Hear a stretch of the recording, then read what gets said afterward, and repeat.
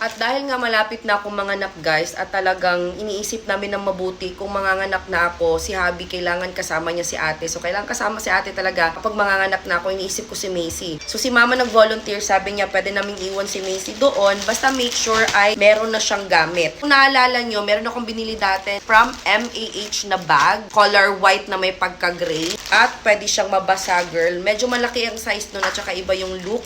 Kinukuha pa ni Habi para mapakita ko sa inyo. Now, bumili ako ng bago, this one. Kasi eto yung paglalagyan ng mga gamit ni Macy. Ayan. Sada, eto, lagi nasa car kasi in case of emergency, meron kaming mga extra damit dito at saka mga pagkain. Thank you, Bobby. Maganda din yan siya. Eto, yung bago, new color. I like this one. Pero si Macy ang unang makakagamit nito at ipapakita ko sa inyo ang kanyang laman. Di maglagyan din dito, pati both sides. Ang kinagandahan, parang string ba tawag dito? String bag. Na-adjust yan siya. And look at inside. Ang dami niyang compartment, girl. Eto sa mga hindi nakakaalam, lately ko lang nalaman na eto pala ay kunwari sa susi, kunwari puno yung bag mo, hindi ka na maghahanap ng bongga kasi nakahang lang si kulay yellow dito. Zipper.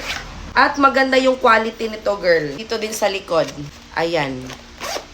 Yung sa akin, dito, meron pa din nung kulay yellow na mapagsabitan ng kung ano mang importanteng bagay. Pag suot mo siya, natatakpan siya, hindi makikita ng mga magnanakaw. And at the same time, yung size niya, isaktong-sakto lang talaga kay Macy. So, maraming kulay, style available dito. Ilalagay ko syempre yung tindahan o yung store sa Yellow Basket nang makapaghanap kayo ng ano pang mas gusto nyong kulay at style. If I were you, kung nakita nyo yung previous video ko dito, hindi ako bibili ng pangalawa kung hindi ito maganda. Ganda.